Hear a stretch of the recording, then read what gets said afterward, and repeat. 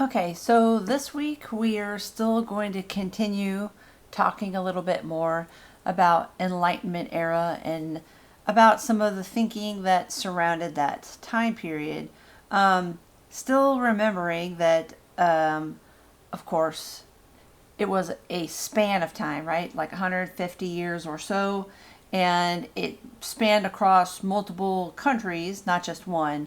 So there was a lot going on during that time. And it wasn't just like everybody thought exactly the same. There were, opposing forces. And we talked a little bit last time about the progressives or moderns versus the what they called the ancients, or those who still believed in the classics and the classical way of thinking and learning. So, and then of course you're going to have people that were kind of in between. So we're going to kind of see how this sort of starts to play out before we move into the next section or era, because that sort of thinking and moving into this thinking greatly affects the next time period. So kind of just recapping and then moving into some specifics here is what we're going to do. So give me just a second. Okay, so we already talked a little bit, kind of recapping the background, right? It's the age of reason. That is like the biggest banner. If you remember nothing at all about the Enlightenment period, the banner call across here is the age of reason, all right? And sometimes that is going to be to a fault, which is we'll talk about at the end of this slide set, is the age of reason that humankind, can use logic and reason to come to conclusions, to resolve problems and issues between one another, between everything, and can even understand God and divinity through human reason. Okay. The idea of freedom here, freedom of thought, freedom from some of the shackles of, like Kant says, tutelage, right? So, and that didn't mean, because reading on a lot of what people wrote, Kant wasn't, I want to make sure I make this clear, he was not proposing anarchy. Okay, he definitely was not an anarchist in any stretch of the imagination. He was very much for a society that was pulled together, but the whole thing about question everything, and that doesn't mean you have to blindly accept what you're told or given or ordered, right? So, and that is something that we obviously still hold to today. It's like, I mean, obviously there are times when that is necessary in order for things to run smoothly, at the drop of a hat in a split second, or you sign on for that and you know that that's what you're doing. But he was saying that you don't need to take things at face value just because somebody told you something, just because that's the way it's always been. So he's pushing against tradition here. So what? That's the way it's always been. That doesn't mean that's the way it should always be. That doesn't make it right. So he's saying, ask the questions, push against that, see why is it this way?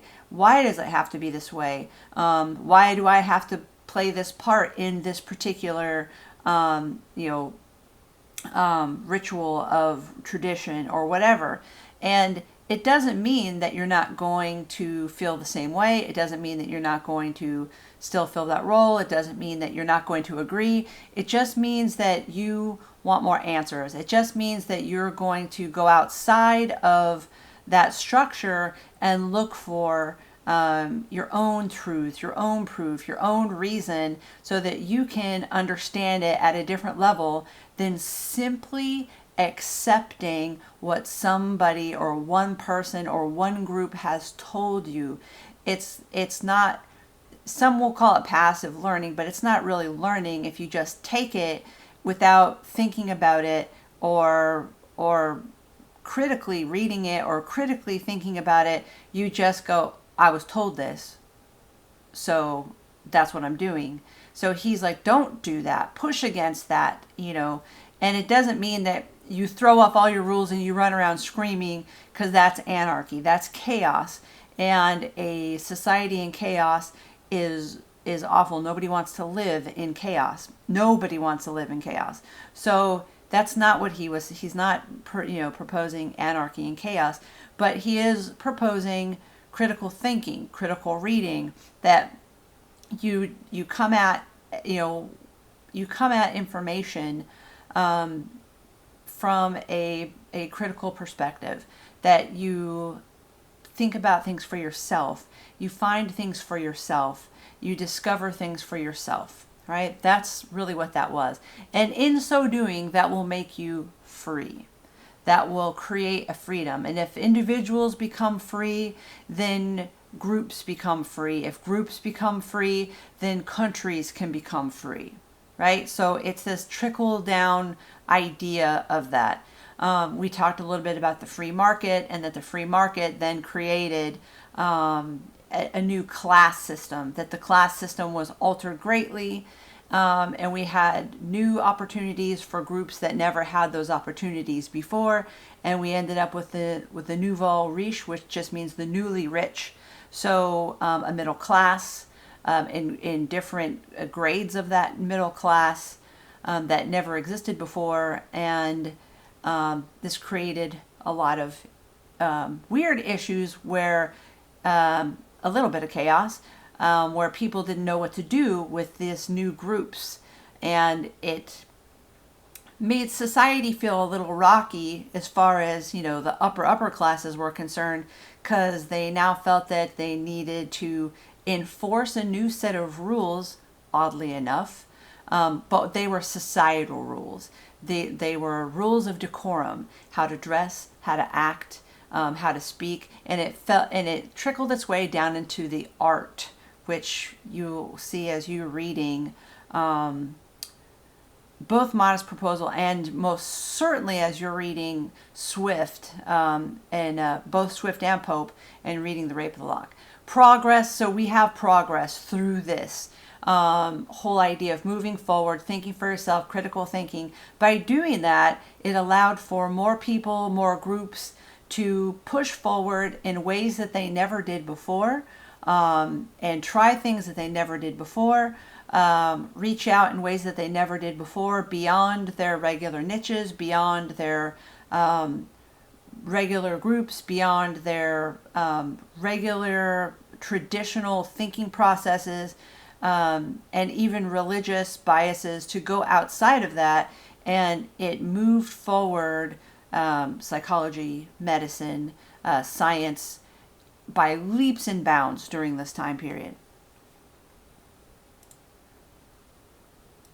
Okay, so I actually got ahead of myself, I guess. So I already said the stuff about Kant that I wanted to say, which was that whole idea about pushing against, what the expectations are, and pushing against just what you're told on the surface.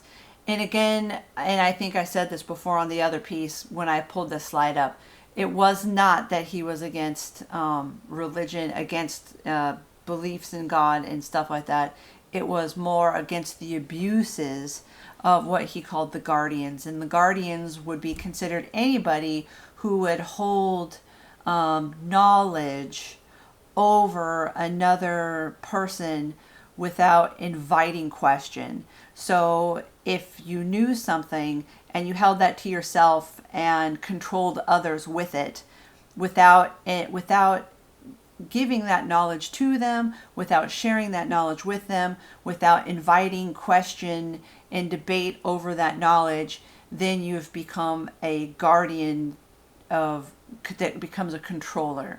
So, and he felt that happened, obviously it happened in politics, and it happened in education, and it happened in religion, especially when there were still so many people that weren't educated, weren't able to read a lot of things for themselves, so they just accepted what somebody else told them because those people could read it, and said, well, this is what it says, you have to believe me, and instead of showing them how to read it themselves, showing them how to understand it themselves, and going kind of from there. So it wasn't so simple on the surface. So that was kind of, where he was coming from, and kind of early on in that whole process, what is enlightenment, and that whole idea of, thinking for yourself, questioning everything for yourself. Denis Diderot, and he was integral in creating the beginning of us having all of these encyclopedias. He wrote about education. When he's talking about education, what were the goals of education in general, not just talking about schools, but educating in general.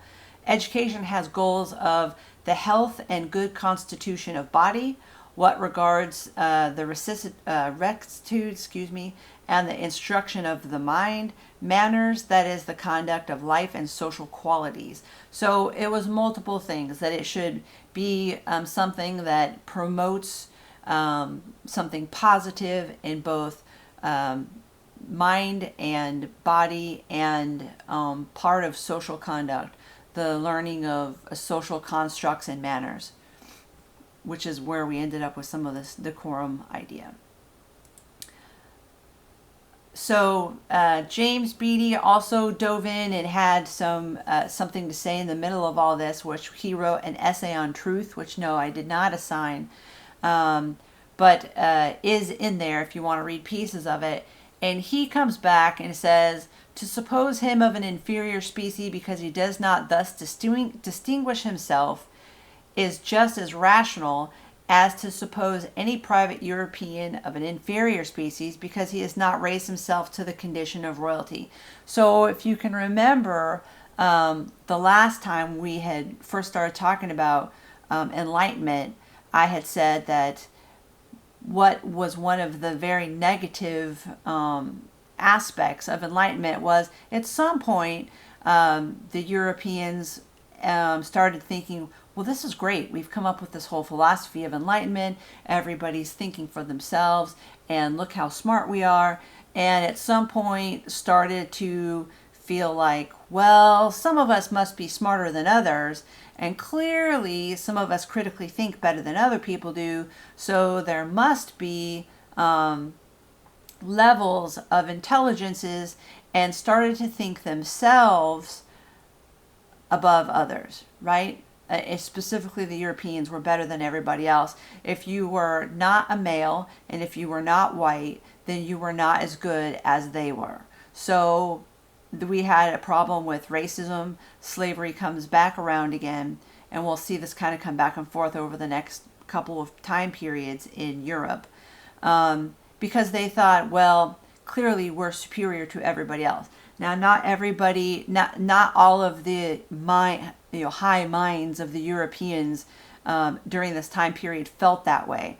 There was a sect that felt that way, and a sect that did not feel that way, that thought that that was absolutely ridiculous. One of them being this philosopher and thinker of the time, James Beattie, and that's why he says this: to suppose him, as in a person, of an inferior species just because he does not thus distinguish himself. So saying that somebody is inferior just because they didn't somehow rise up in the chain of thinkers and get raise themselves way up in some way, or distinguish themselves, or become a philosopher or a doctor or something like that. So saying that somebody is inferior, or a whole group is inferior just because that didn't happen, is just as rational, then, he is saying, as saying that any private European of an inferior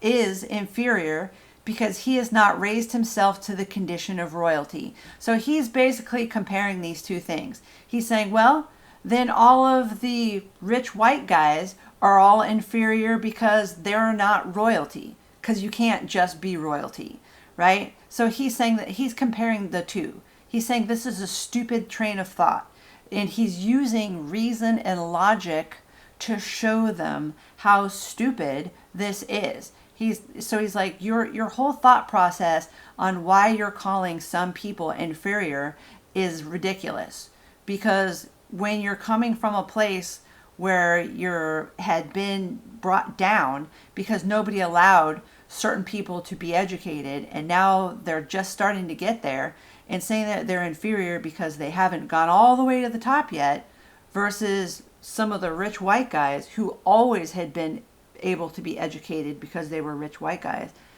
It's just like saying, well, why aren't all the rich white guys kings and queens? Well, I guess they're inferior. So he's comparing the two, saying this is dumb. Your whole thing about how people are inferior makes no sense, because this is not an issue of equality here. You can't compare these things. So he was very, very against the idea of calling anybody inferior in this instance.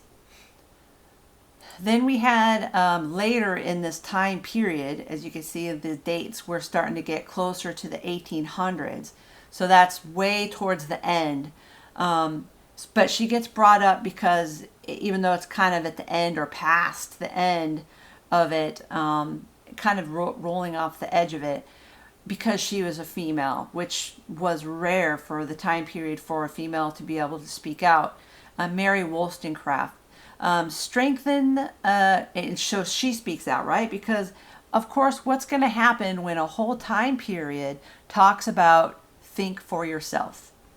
Well, everybody's going to kind of go, well, okay, if we're all going to start thinking for ourselves and questioning things. They didn't say everybody think for yourself. Well, really, we only mean the rich white guys, because they didn't say that. So everybody, because it wasn't meant to be that way. It was meant to create equal opportunities, equality. It was just that some of the people did not like that. But here we had some of the women saying, you know what, it's about time for some stepping up here. So Mary Wollstonecraft wrote, strengthen the female mind by enlarging it, and there will be an end to blind obedience. But as blind obedience is ever sought for by power, tyrants and sensualists are in the right when they endeavor to keep women in the dark. So she's being a little snarky here, because she's like, of course, your women are just as able to be in the same spot and up with the thinkers as men are. Not inferior at all, just like we were just talking about what some of the rich white guys thought of as inferior. And she said, you will strengthen the female mind, or anybody's mind, by enlarging it. In other words, letting them learn, giving them the ability to be educated, because most of them were not allowed to be educated, or didn't have opportunities to be educated during most of the time periods.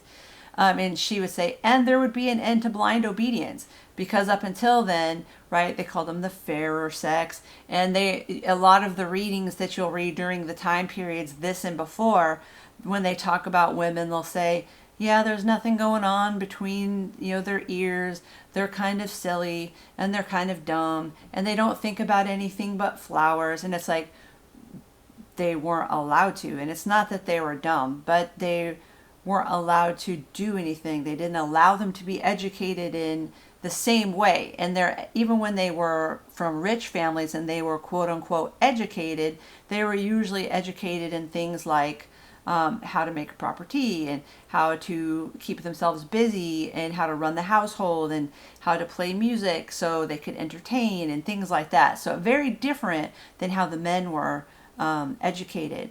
So she's saying, well, yeah, if you give us the chance to be educated, of course we will be up there just as much, but it will bring an end to the blind obedience that had been forced upon women up until that point. And she said, of course, since blind obedience is what she felt that men wanted, she said, those sought power, tyrants, and sensualists. Then she said, yep, then I guess they're doing the right thing in keeping women in the dark. So she was poking fun at the people who she felt had kept women down. And she said, guess you better keep us in the dark then, because as we learned that you will have less likely for us to blindly obey. So that was a thing. So we will bring up the Marquis de Sade here interestingly. He does get brought up, I think, again later. This is towards the end of the Enlightenment era, because we're now, this is the edge of going into the revolutionary period, because they kind of overlap. As we go through these time periods, there's a lot of overlap.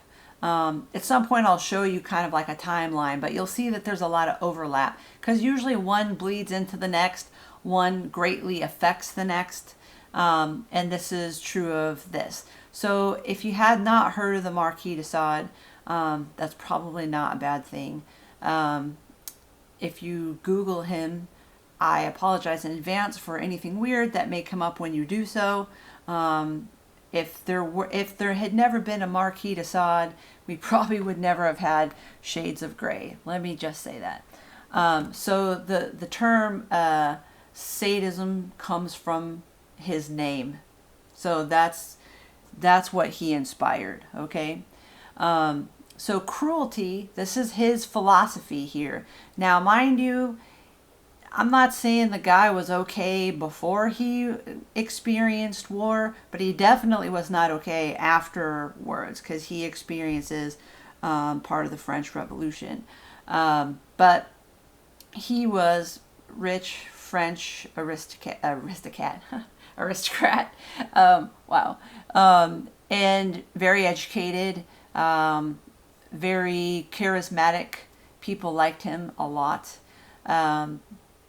And he was a little off, and he wrote prolifically, and then he experienced a lot of violence, and then he himself became quite violent himself, and he wrote a lot. So his thoughts, we start having this whole idea about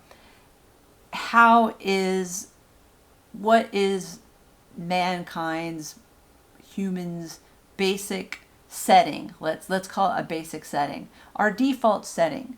When we are born, are we good? So these are very subjective terms. Are we good? Are we bad? What does that mean? Would we be violent if we didn't have social rules and social norms put upon us? Or would we always be good to each other, and the violence is simply an anomaly that happens from bad things that befall people? So his thinking is that we are violent, and would be violent, always be violent towards each other, regardless of what was happening. And he sees that as a positive. This is how you know he had some problems. He says cruelty is simply the energy in a man, civilization has not yet altogether corrupted. So instead of him seeing that people are good and then they get corrupted by society, he sees that people are already cruel, that we are born cruel, and that society corrupts us by making us see that cruelty as something negative. So yeah, he's got some issues. Therefore, it is a virtue, not a vice. He sees cruelty as a virtue. Repeal your laws, do away with your constraints, your chastisements, your habits, and cruelty will have dangerous effects no more. In other words, if nobody tells you that being cruel is bad, if there are no laws that restrict you from feeding into your cruelty, then it's not going to have any more dangerous effects, right? It's kind of like saying it's okay to go around and beat people up and smack people and whip people and chain people up.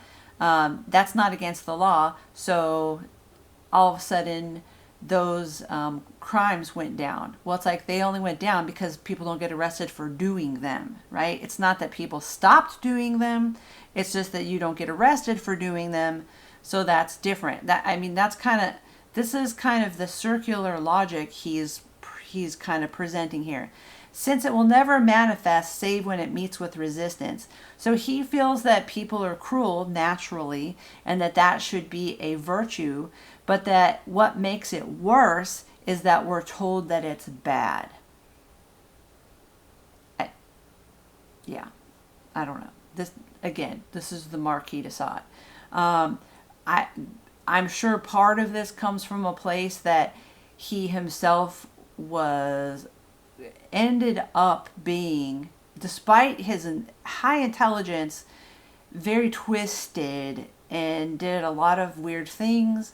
In the end, his later part of his life, specifically to women, having to do with, sadomasochism, right? And very odd, and wanted to think that it was okay and that was a natural thing, and that if he wouldn't have been told that it was wrong, that it would have been okay, or that maybe he wouldn't have felt the need to do that in the first place because nobody would have told him it was wrong. I mean, that's kind of his thinking here. So the Marquis de Sade sees humankind as naturally cruel, naturally dangerous, naturally aggressive, right? Where we'll read later that some people felt the other way, naturally good, but that society is what corrupts that. So it just depends. Kind of scary. So Pope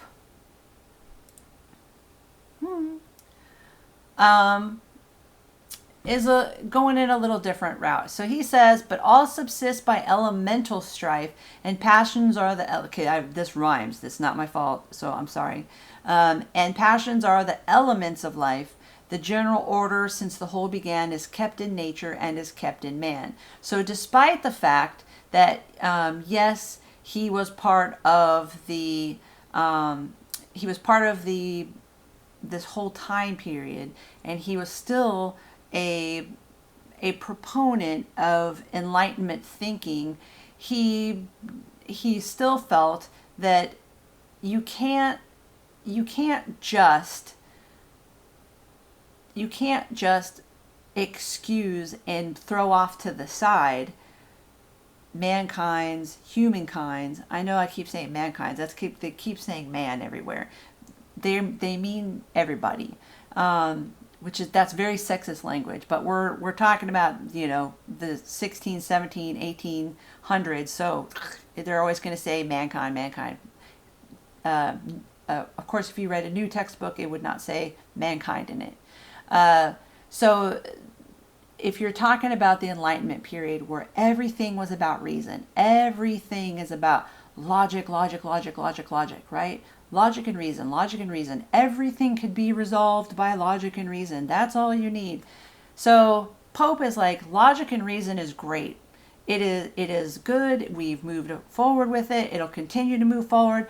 But you cannot discount the nature of man, right? You cannot discount the elements and passions of life, the elements and passions of humans, right? Because human emotion is a huge factor in our lives. In other words, we're not robots. You can't just go on logic alone because we're not all computers.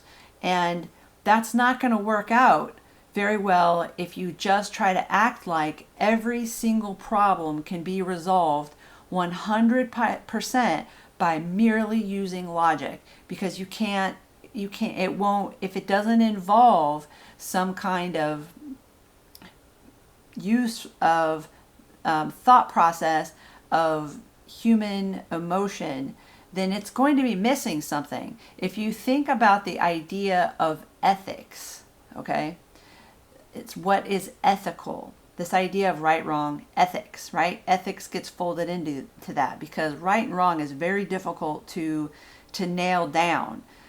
So we kind of wrap that into this idea of ethics. Ethics isn't something that's necessarily governed by logic, as in logic that is 1 + 1 is 2, right? And this equals this, and if we do this, this happens. It's not always something that's perfectly wrapped up in a logic bow, right? Because logic is something that can be mathematically mapped out. Logic and reason can be very scientific. Ethics, not always so much, right? Because ethics sometimes is different from one area to the next. It can have something to do with tradition. It sometimes relies on elemental nature of people. It's different. So if you take the ethics out of the equation and you just leave pure logic, what do we end up with? We end up with, I'll tell you what we end up with. That's not what we end up with. Hang on. We end up with a modest proposal. That's what we end up with. If we take out ethics, if we take out, which is something that's not so purely logical, if we take out the idea of considering human passion or human emotion, and we purely go on logic, we end up with a modest proposal, right? That's something to think about there. Hang on, let me go backwards one, because I missed this. So thinking about Jonathan Swift and satire, including, Pope, when you read Pope and satire. So the definition of satire. Satire is born out of this time period and goes forward. So satire, what does satire mean? Satire means a literary work holding up human vices and follies to ridicule or scorn. So in other words, they're purposely trying to shine a light on, if you will, some specific human vice or some specific human folly, as in something ridiculous that is going on in the world, in the time period, in a specific group of people that they're trying to mock. All right? They're mocking something specific.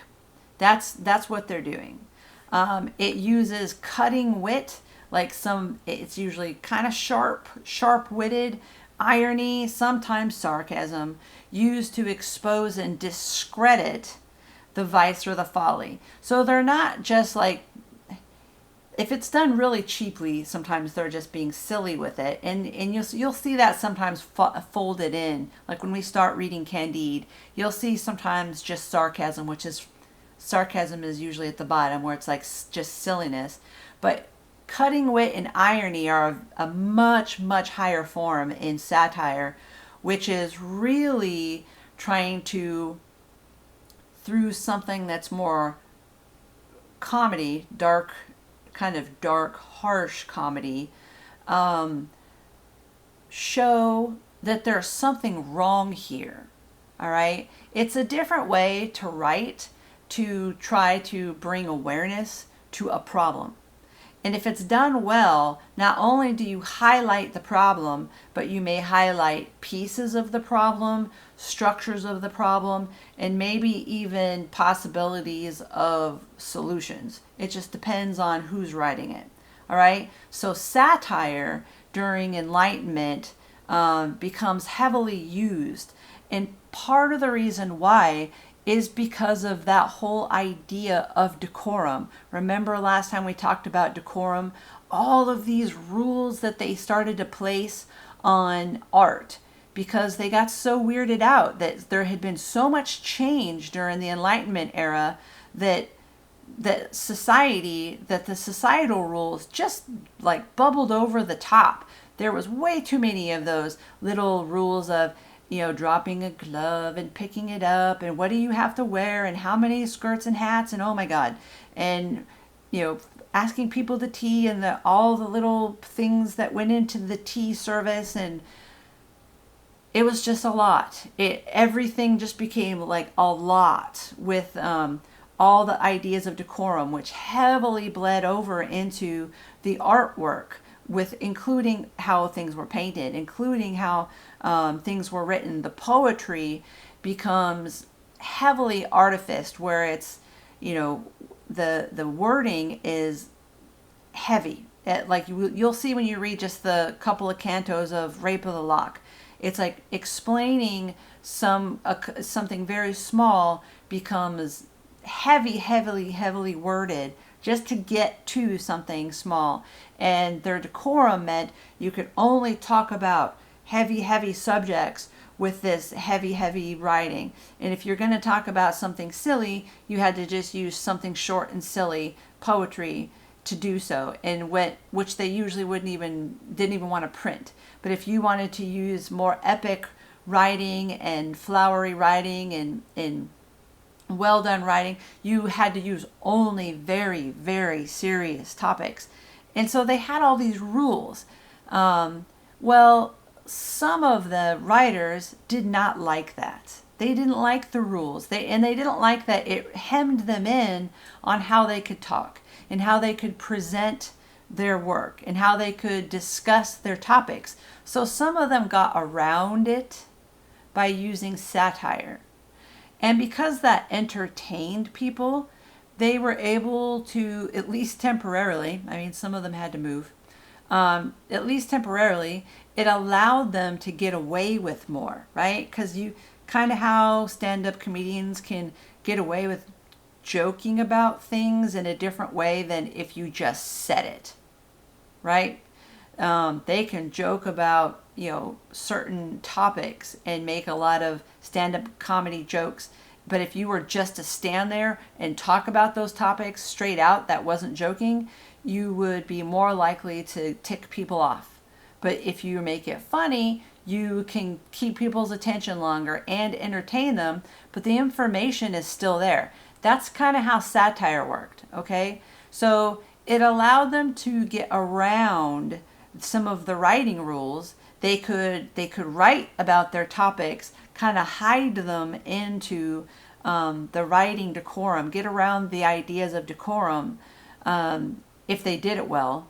And they could be satirical about it, right? Where they're still kind of exposing some silly ideas and everything by using cutting wit or irony, etc. And certainly we see this in A Modest Proposal. You'll see it in Rape of the Lock, and we'll see it in Candide. It is heavily used to create awareness during this time period. So A Modest Proposal, right, it was supposed to be over top of the baby, is just beyond, it's just beyond, right? I mean, you read it, if you started to read it and you thought it was serious, I imagine that you probably freaked out a little bit, and were like, what is she having us read, and what is wrong with our instructor? It is not meant to be serious in that his proposal is not serious. That is not something that he himself would actually have had anybody go through, okay? But if you read it, now that I told you that, and if you didn't know that when you read it, go back and reread some of it and think about this. It's written as satire, not like cutting wit satire as some of the other things we'll read, like the Rape of the Lock and Candide. More subtle than that, because the whole piece is meant to be satire by itself. It is definitely meant to, because it's written as an essay proposal, right? It's written as an essay proposal. It is written in the decorum it's meant to, right? Decorum says if you're going to write a proposal, it has to be about a serious topic. Okay, he wrote a proposal, an essay proposal. It is written about a serious topic, trying to figure out what to do about the poor, right? Specifically about some of the poor in specific areas. So he's like, fine. Here, at the time, they were going round and around and around. Nobody was resolving anything. Nobody was helping anybody. Nobody wanted to look at, this specific area where there were all these people that were starving to death, and nobody was helping them. And so he decides he's going to shine a light on the ridiculousness, which was the fact that nobody was helping them, and nobody could seem to come up with anything to do anything for them. So he proposes something, and he uses pure logic and reason to do it, which means he's also poking fun at the Enlightenment thinking, right? He's poking fun at the Enlightenment thinking because Enlightenment thinking, pure Enlightenment thinking, at least for the progressives, would be to only consider what is logical and what to use perfect reasoning. Now, if you were to read this again and take away all human ethics and any kind of emotional factors and pretend that you are just a robot and reread it, does it not solve the problem? It does. It presents a problem, it discusses the problem, and it presents a very, very detailed way to resolve the problem. Does it not? It does. That nobody would ever in their right mind do. Why not? It's logical, but they didn't consider, the proposal doesn't consider the fact that it's just wrong, right? It's just wrong. It is ethically just unhinged and inhumane and just wrong. So he's also making fun of the fact that you can't always rely 100% on pure logic. You have to bring in ethics and emotional values to problem solving sometimes. So that's why he wrote this, right? Put it up there and was like, this is what happens when you take away those things from problem solving. You end up with something like this, horrific. Also, of course, he's also still at the same time shining a light on a very real problem. And he's also sort of thumbing his nose at some of the groups that have ignored it and sort of making fun of the people that would seem to have benefited from this proposal had it been a real proposal, which was, right, the upper class who would have been the ones who would have bought the babies and the gloves and all that kind of stuff, right? And used the poor like cattle.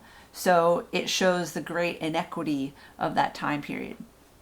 So it's a great thing. So if you read it and could hardly get through it the first time because you were just sitting there in horror at it, reread it again now that I have told you all this about it and what he was trying to do, and think about it like that, and you might feel different about it.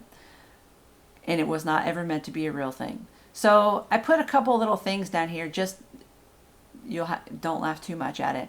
But this, how old a modest proposal is, it gets referred to all the time. It's something that you'll hear kind of referenced off and on because it was such a phenomenal piece when it was written, and the way that it made fun of that overly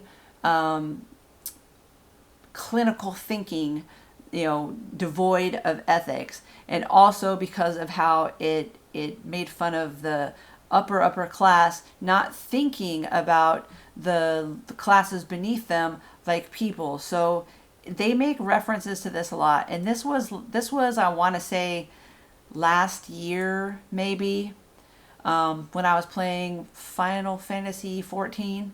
I know you can't see very well. I was out doing a quest or something, and I came across a quest that was called A Modest Proposal. Let me see if it looks better in this picture. I mean, you can see the name of A Modest Proposal. So the name of the quest was A Modest Proposal, and as soon as I saw the name of the quest, I was like, oh no. And it was something like I had to go collect a whole bunch of baby turtles and make things out of their shells, and it was for the upper class who wanted to have turtle soup and turtle shells for their their hair or something like that. It was really messed up, but it was harkened back to this and how all these people then were upset because it was so wrong, but these high elves or something thought there was nothing wrong with it. It was just crazy. It was crazy, and I was like, oh my gosh. So it's like everywhere. It's just everywhere. Lit is everywhere. The Final Fantasy games are heavily laden with literature references, anyways. But anyway, that's just kind of going back through and getting some alternative thinking that's starting to come from the Enlightenment era because of uh, because of because of people thinking outside the box, pushing the limits, looking for, I'm going to look for things myself, I'm going to look for my own answers, and starting to push the envelopes on those and coming up with different thinking, which will push forward for what period we'll start to look at next. But as we start to go forward anyways, we'll be reading Candide, which is still heavily part of this time and satire. Hope this helps a little bit.